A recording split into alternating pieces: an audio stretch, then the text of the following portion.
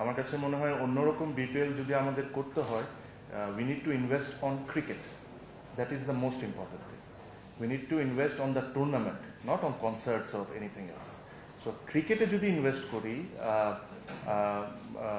আর টুর্নামেন্টে যদি ইনভেস্ট করি, তখন আমরা বলতে পারবো যে এটা নতুন করে বিপিএল।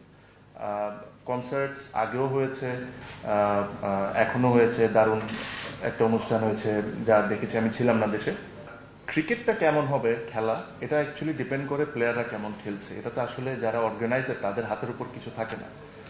যারা অর্গানাইজার তাদের হাতের উপর কি থাকে? To give the best of the facilities, to give the best of the wickets, to make sure you get the best commentators in the world, to make sure you get the best cameras in the world which is available, the best technologies whichever is available. এটা হলো যারা দায়িত্বে বসে আছেন তাদের কাজ।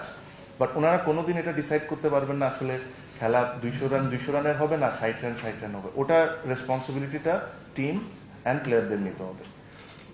এটার বাইরে এগুলা ওনাদের দায়িত্ব। ওনারা যদি এই কাজগুলো ভালো করে করেন আর আমরাও যদি আমাদের কাজগুলো ভালো করে করি, তাহলে it will be a successful tournament.